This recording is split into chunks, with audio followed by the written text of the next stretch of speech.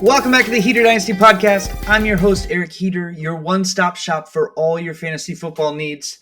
And today we are going to be discussing the NFC West. We're going to be showcasing this Google Sheets template that I've created that helps you to easily project out season-length stats for all of the skill position players on all 32 NFL teams.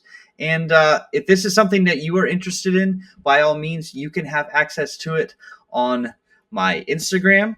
If you follow me there at Heater Dynasty Podcast, like, subscribe, follow, all that good stuff that helps me out. But you'll see at the top, I've got links. I've got a Patreon. You can purchase it there. You can purchase it on my Etsy site. While you're there, I'd love for you to go check out my website as well. I've been working really hard on it, and there are up-to-date stats and articles, everything fantasy football related that may be of interest to you. One other thing that I was going to show you all today is, oh, look at that. Already getting a like on one of my videos. Very cool.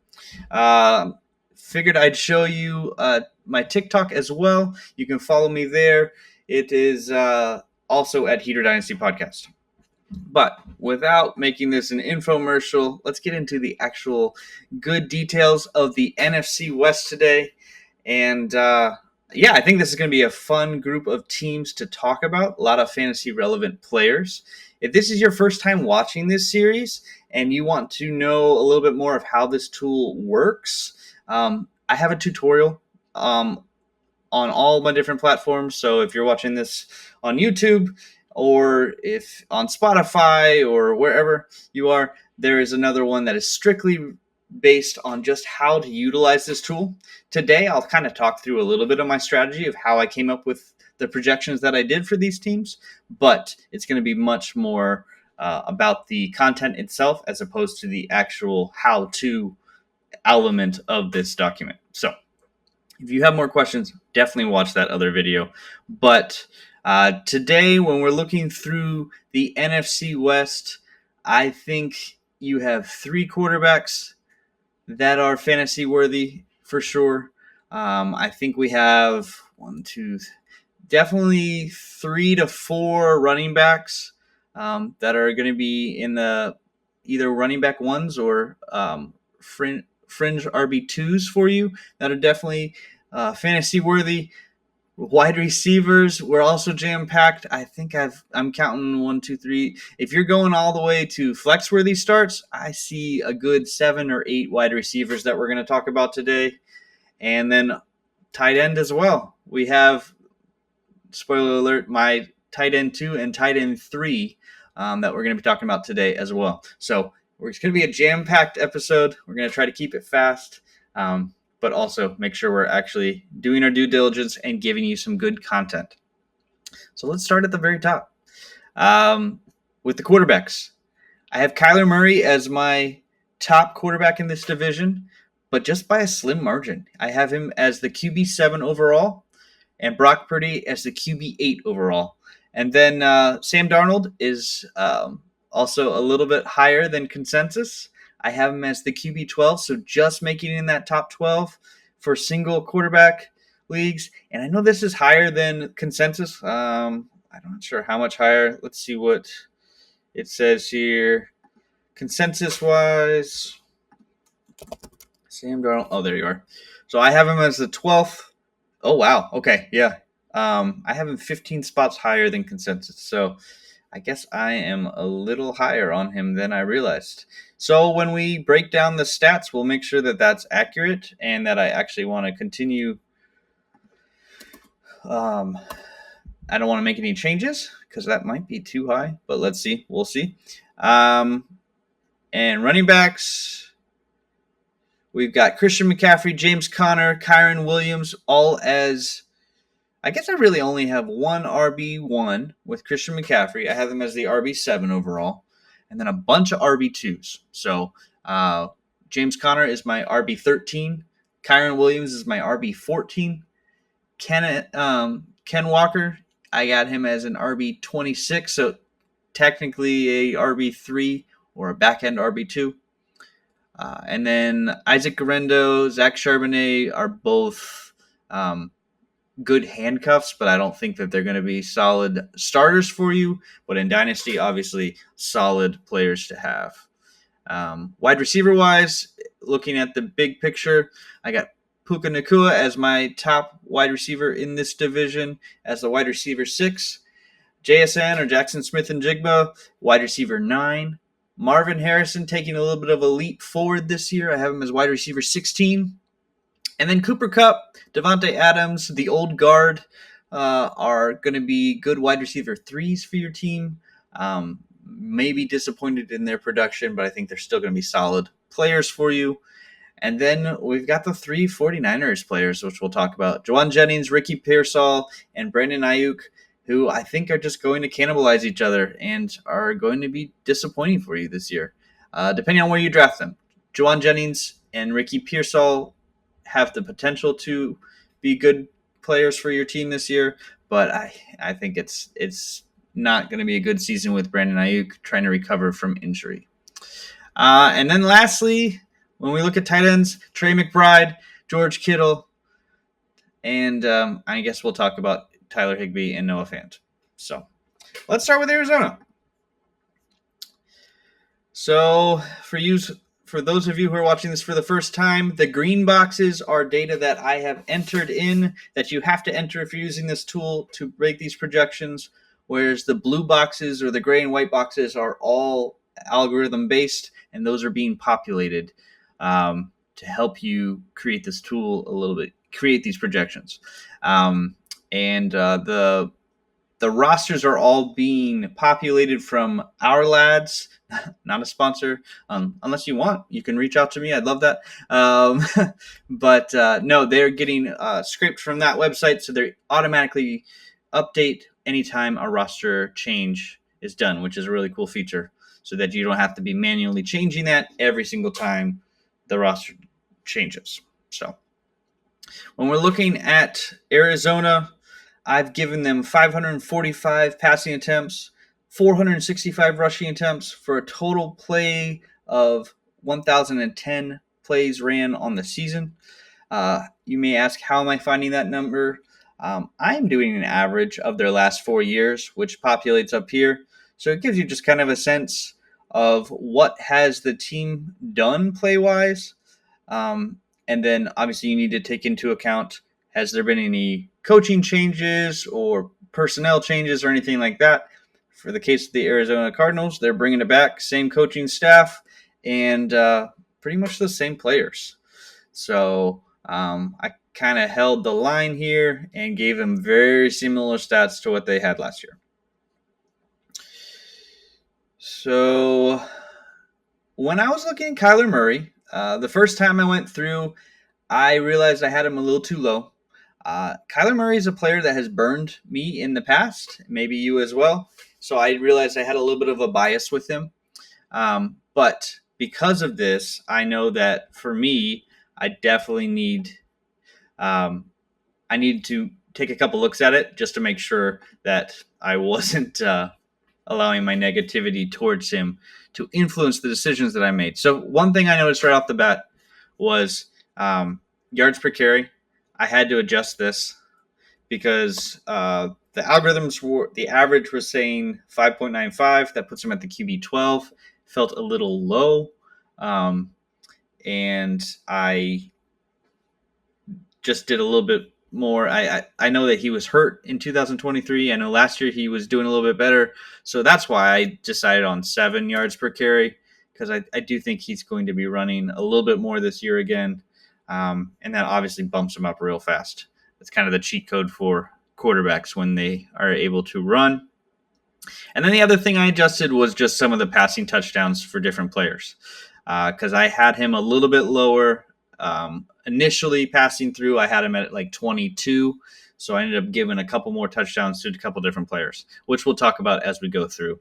But yeah, it puts him at QB 7 with 10 interceptions, which I think is a fair number looking at his averages, and 5 expected rushing touchdowns.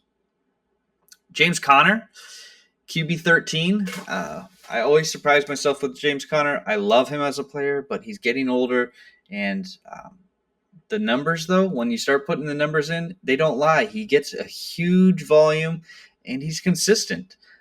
So his yards per carry, I have him at 4.5.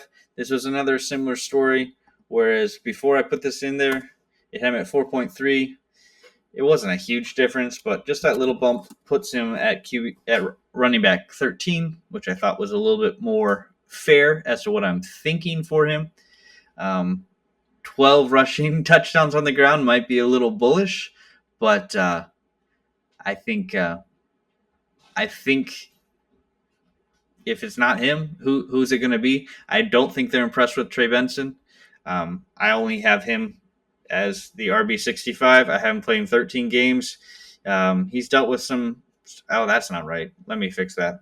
So this is why I do it too on the fly. This is kind of a live working session. You can see what I missed. I was going to say he must have gotten injured last year, but no, it was his rookie year, and he didn't get playing until later in the season. It doesn't make a huge difference, but what you'll notice is that it bumps him from 65 to 56 by just saying that he's going to be playing all 17 games. And then the two backups, Amari DeMarcado and DJ Dallas, I don't really see them being fantasy relevant, just in there to spell the other two players. When we get on down to the receivers here, Marvin Harrison Jr., he ranked wide receiver 29 last year, which was definitely a bust season for him based on how much excitement there was around him. We all thought he was going to be incredible. He was one of the highest drafted rookies ever, and then he just had a slower start. So I don't think he is done. I think he's got potential. I think he's going to be great for fantasy, and I think this year you're going to see him be a value because he burned so many people last year.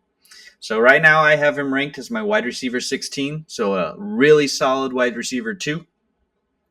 And I'm giving him 22% of the target share, which I think is fair. If we go back up to the top here, you'll notice last year his target share was 21.4%. So I'm keeping it very similar.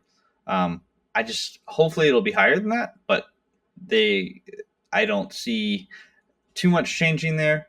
And then the highest receiving target on the team is going to be Trey McBride. I have him at projected for 27%, which is right on trend with what he did last year as well.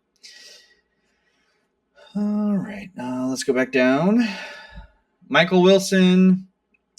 So as far as the receivers are concerned on this team, outside of Marvin Harrison, I'm not that impressed with any of them. Michael Wilson will be a good dynasty player to have on your team, but I don't see him being a week-to-week starter. He's going to be a good flex play occasionally, maybe based on the matchup or if there are injuries or something like that. But Arizona, I don't project them to be too crazy good offensively for you. Trey McBride, on the other hand, he's their offense. It's going to be him. It's going to be stepping up with Marvin Harrison Jr. and Kyle Murray, I think, are the three main players. Oh, and James Conner. See, like I told you, I always forget about James Conner, but he's always just kind of there in the background, always a solid value play. Nobody really wants him on their team, but at the end of the year, he's always a contributor and someone that will help you win that championship. But all right, so honestly, there's not much more to talk about with Arizona. Of all the teams in this division, this is the one that's least interesting to talk about, in my opinion. So let's not waste any more time. Let's go over to the Rams.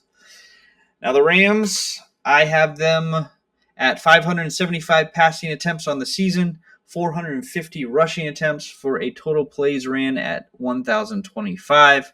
Once again, right on trend with what they did last year. They're bringing it back, same coaching staff, same players, except for a noticeable change where they swapped Devontae Adams for Cooper Kupp.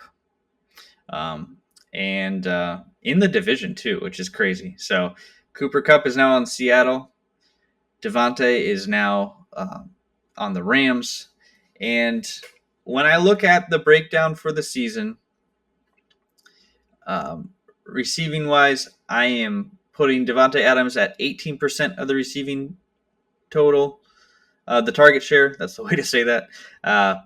Puka is still going to be the main target. It's going to be 23% in my opinion. I'm putting him back up at his average for these last 2 years. Realize that last year he missed a number of games for injury. That's why it says 19% for last year. But if we go down to his actual stats, you'll see, what were the numbers here? So he was 27% of the target share his rookie year and only 19% last year. So 23% honestly might be a little conservative. But I do think Devontae Adams is a better player right now than Cooper Kupp was last year. So that's why I have them the way I have them. Tyler Higbee, 12%. And then everyone else is just kind of a little smattering of things. So Kyren Williams gets his share, 7%, the average what he did last year. Tutu Atwell, 10%. I'm taking him down a little bit. Jordan Whittington, 5%, just the same as what he did last year. And then Terrence Ferguson, he's the new rookie tight end they got. I'm only giving him 6%, not because I don't think he's good. I don't think he's going to contribute this first year in a Sean McVay-led offense. I think he's going to have to prove himself, learn how to be a solid pass blocker, and then you'll see that in the next year will be the leap, in my opinion. So a good sleeper to pick up for your dynasty leagues, but not someone that you're going to be starting in fantasy this year. Matt Stafford is one of the quarterbacks we didn't talk about at the opening. He's going to be a solid QB2 in your Superflex leagues. But maybe. I have him as the QB 23. So I think he's going to obviously have some good games, but he's getting older. He doesn't give you anything in the rushing game. I think it's going to be much more the idea of can this offense score in the red zone, or is it all going to Kyren Williams on the ground? So QB 23, not super relevant, but he's a good quarterback and will feed his players. So Kyren Williams, I have him 16 games played, RB 14. I think this is fair. Last year he finished as the RB7, RB5, I know, but I think he's getting a little older. I do think that he's dealt with some injuries these past couple seasons, and that's crazy that he was the RB5 with 12 games played. I didn't even realize that. So maybe I'm a little low on him. Let's see what's going on here. See if there's anything we can adjust. I don't want to give him more than 12 rushing touchdowns. I think that's a fair number. His catch percentage, we could give him a little bit more there, I guess, because he's averaging more like 85. So let's give him 80%. All right, that bumps him up. Now he's an RB1. Okay, I feel better with that. But I don't think I can go higher than that. So now RB11. That's better. Blake Corum. I'm sorry, it's not happening. Those of you who are Blake Corum truthers, he's not that good. They just drafted Jarquez Hunter this year. I don't think they like him that much. Do I think Kyren Williams is going to be with the team long term? No, he's in a contract year. I think they're going to use him as they can this year and then move on. So I would be more interested in Jarquez Hunter than Blake Corum when it comes to dynasty long term. But we shall see. Even with this, I have Jarquez Hunter. I'm predicting he will be the RB2. I'm giving him 18% of the carry split, whereas Blake Corum is only getting 7%. Versus Kyren Williams will get the majority of the workload because that's the way Sean McVay always works with his running backs. He's going to get 65% of the carry split. And I just want to look at something real quick, make sure. Yep, okay, cool. Yep, that was intentional. It wasn't just an update from our lads that switched their order. That is what I was thinking. So more importantly, let's talk about the wide receivers. This is what's much more interesting with this group of players. Devontae Adams, wide receiver 38. He's a wide receiver 3 or possibly a flex player in your offense. And the reason is it's a new offense. He's got to earn trust with Matthew Stafford. Matthew Stafford isn't Aaron Rodgers. He's not going to just target Devontae Adams constantly with targets. But Devontae Adams is good. He's still going to get separation. He's a solid player. If he can stay on the field, he will be worthwhile for fantasy. Will he cut into Puka's workload? I really don't think so. Puka's proven himself to Matt Stafford and the Rams organization, and as long as he stays healthy, he's going to be getting as many targets as humanly possible, and that's why I have him at wide receiver 6. This is one thing that I adjusted down, actually, no, I didn't. I adjusted up. I gave him 5 expected receiving touchdowns because without this, it was... never mind. I'm thinking of something else. Ignore me. I guess I just put that in there to make sure it was right, but that is the average. Okay. All right, moving on. Tyler Higbee, tight end 19, only relevant in Dynasty as a backup tight end for bye weeks. So, moving on to San Francisco. Now, this team is going to be interesting this year because there is a lot of ambiguity in the wide receiver room, or I guess just receiving room in general, because I think with Deebo Samuel leaving for the Commanders, you would think that it would open up targets, but I think it just muddles things up. And then Brandon Ayuk, without having coming off of his injury, I think that could be interesting. And so when I look at this team, and then Christian McCaffrey being injured last year and the amount of work he tends to get in the receiving game, I just think there's a lot of questions and not a ton of answers. So, now I'm thinking about it, Jordan Mason leaving in the backfield. Like, there's just a lot of turnover that's changed. I think the 49ers have unfortunately lost their window for the Super Bowl contention. And I don't know that they realize it yet or not, or maybe that's why they are making these moves. There's time to rebuild. But I do see their offense taking a step back this year. However, they do have one of the easiest schedules in the NFL. So, fantasy-wise, I think there's going to be a lot of points scored. The question is, can we determine where those points are coming from and where they're going? So, I have them at 525 passing attempts on the season, 475 rushing attempts for a even 1,000 plays ran. Brock Purdy, I have him at a 12% carry split. I think he is going to be a sneaky good QB in either one QB or Superflex. But obviously he's a back-end QB one, but I think he's going to be consistent and is someone that you can get later in drafts. So I do think that this could be a beneficial quarterback for you in builds where you are focused more on the skill position players and decide to grab your QB later. Christian McCaffrey, I have him at 47% of the carry split, as opposed to Isaac Guerrero as the RB2. I have him at 27%. I think we see a return to form for Christian McCaffrey, but I do think he's getting older, and they are going to limit his carry share a little bit. But I don't know, because we've seen with this team that Shanahan will just run him into the ground with no concern for his health. Very similar to his father, Mike Shanahan. He would do the same thing to his running backs. So I don't know. I guess time will tell if Christian McCaffrey's body can hold up. If he's on the field, he will be productive. So I gave him 15% of the target share. And then we'll get into the rest of the breakdown. So the biggest target share goes to George Kittle. I'm giving him 19%.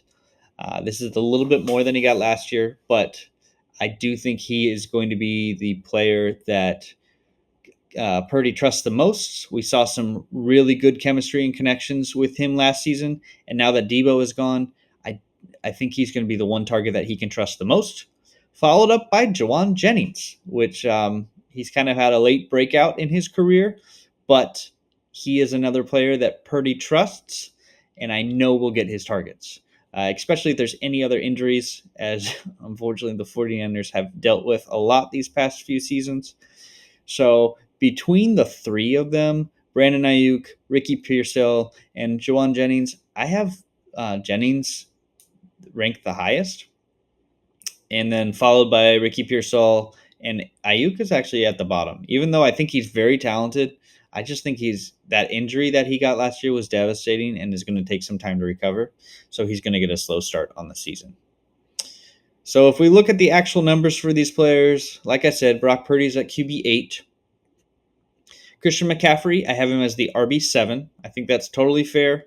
Maybe a little lower than consensus, but I could see him going anywhere from RB3 to RB15, obviously barring injury.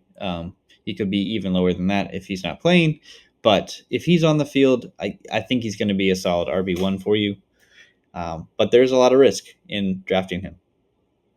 Isaac Guerendo, I have him as a solid handcuff. And in dynasty leagues, maybe a flex-worthy start here and there. But RB32, it's going to be hard to see him getting on the field outside of injury. Brandon Ayuk, I have him as the wide receiver 58. Like I said, I'm not high on him this year. I think he's a really good player, but I just think he is going to be taking some time to get back into form from that injury. And that's why I'm only giving him 12% of the target share. I know I say I have 17 games played here. The reason I am doing that is just to make sure he gets his full 12% with the way this tool is. I don't think he will play 17 games. That's why I have him only at 12% of the target share. I think he's going to miss the beginning of the season, possibly be on the PUP list. Ricky Pearsall, I have him as the wide receiver 43, which is going to be a bump up from last year, but he only played 11 games and came out as the wide receiver 82. He looks promising. I think the team in the long haul is going to like him. I think it's just this will be the year we can kind of see what that connection looks like with Brock Purdy and what his role in the offense will be. Juwan Jennings, I have him just slightly better than that. I have him as a wide receiver 40. So a flex-worthy start with 18% of the target share. And Demarcus Robinson, Jordan Wilkins, unless you're playing a dynasty and are desperate 1 week, I don't see them being a part of your plans. George Kittle, tight end 3. I know this might be a little high. I'm actually curious. I got to go look and see what consensus is on that. I'm super high on him this year. I love Kittle. I may or may not have gone after him in a dynasty league. So yeah, I'm very excited about that. Let's see what consensus is in here. So all right. So I guess I'm bugging a little bit here. I really thought people had him lower than that, but okay, cool. So it's not a hot take. I'm just on trend for the first time in my life. Wonderful. All right. Let's get back to San Francisco. Is there any? I guess we'll just talk about George Kittle a little bit. 9 receiving touchdowns on the year. I think that's totally doable for him. I have him at 19% of the target share. Not much else to discuss here. Let's move on to Seattle, just so this isn't too long for you all. Now, this is one where I know I am way above consensus. I really like Sam Darnold this year. I think this is a good fit for him. I do know that it's going to be harder for him than the Vikings were. I think Seattle does not have the same offensive line, but I do think he has some solid targets to throw to. I do think that they will scheme up a plan for him that will work, and I don't think he's going to fail like everyone else thinks he will. I don't think last year was an anomaly. I do think that he is grown as a quarterback in his decision making. So I guess I'm calling my shot. I think he is going to be their quarterback, not only this year but maybe going forward for a little while. Long term franchise, I don't know, but I do think I think he's turned a corner. So and ironically, he attributes a lot of that to his short stint in San Francisco with the 49ers and Shanahan. I think that's kind of where we saw that turnaround when he was backing up Purdy for a little while and getting to work with that coaching staff. Maybe he figured something out. I don't know. But I do have their offense running a little bit slower. I only have them 985 total plays ran on the season. More like a 60-40 split with passing versus rushing. I have Sam Darnold with a 16% carry split. I think he's a little bit sneaky in the mobile game. People don't give him credit for that, but he can move and he'll score a little bit on the ground as well. Kenneth Walker, I have him at 45% of the carry split. Zach Charbonnet at 30%. This is all assuming that Kenneth Walker can stay healthy, which has not been a good thing to assume lately. Last couple seasons have been hard for him. If we're looking at the target share, Jackson Smith-Njigba is going to be his wide receiver one, his main target. But similar to Davante Adams, I have Cooper Kupp as a solid wide receiver two for him and 18% of the target share. So time will tell if he can find chemistry with these players because this is all new to him. He hasn't worked with any of these players before. But so some of these numbers might look a little bit different as we get more information out of training camp. Who is he connecting with? All that kind of stuff. I don't know. I'm optimistic that the Seahawks are going to be better than advertised this year. And then the only other player to really talk about offensively would be Noah Fant. I have 11% of the target share for him. But similar to Higbee, I think it's more of a backup tight end for you in a dynasty league, not necessarily someone you're hoping to start in redraft. So Sam Darnold, I know, mock me all you want. QB 12 is what I have him at. Should we look at consensus just for fun? Let's do it. I know it's ridiculous. He's like, let's see. So consensus. Oh, we did this at the beginning. I have a short-term memory. Yeah, 15 spots ahead of consensus. Just to rub it in one more time. But like I said, I'm calling my shot.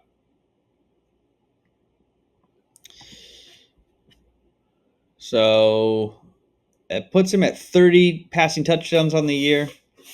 I do think this is totally doable for him. He did 35 last year with Minnesota. And if you look at the years before that, it's like 2, 7, 9. Realize he was a backup those years. So he's been in the league for a little bit. It has been a second since he's been a starting quarterback, except for last year. So that's really all we can go off of. But like I said, I saw a much improved, more composed Sam Darnold, not like the one who was seeing ghosts in New York back in the day.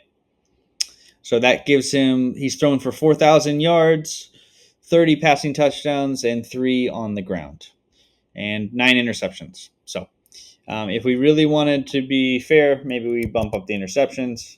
New system, he's still QB 12. Doesn't change anything. So we'll throw 11 in there just to make it different. It's taking a second to adjust. Let's see why is this not adjusting? Anyway. All right. Moving on. Kenneth Walker, RB26. You might think I'm too low on that, but last year's RB27, year before that, RB24. It all comes down to injury. He gets injured all the time. If he can stay on the field, he'll be higher than this. It's that simple. But if he is off the field, that's where we're going to see Zach Charbonnet get his work. That's why he was the RB26 last year, is because he had the opportunity. So if Kenneth Walker is on the field, Zach Charbonnet is going to suffer. If Kenneth Walker is off the field, Zach Charbonnet will be someone that's worthwhile picking up, in my opinion. JSN, I think this will be a good year for him. I have him as a wide receiver 9, giving him 26% of the target share for 8 receiving touchdowns on the year. Cooper Kupp, wide receiver 31, so better than Davante, which is funny. I have Davante, I think it was at wide receiver 34. I think Cooper Kupp is going to be more useful to this offense than Davante Adams will be to the Rams. And then, like I said, Noah Fant, tight end 28. So only really a backup option in dynasty leagues. But yeah, that's the NFC West for you. I think overall, I think there's a lot of really good players in here for you. This has been a fun exercise that I've been able to do. These working through the divisions like this. I hope this is helpful to you. If you want to hear anything differently, by all means, comment. Um, Give me some feedback. Let me know what you'd like to hear. But I've been enjoying it, and I'll be back on Saturday with. I guess we're moving on to the AFC North. So we'll talk about them. Until next time.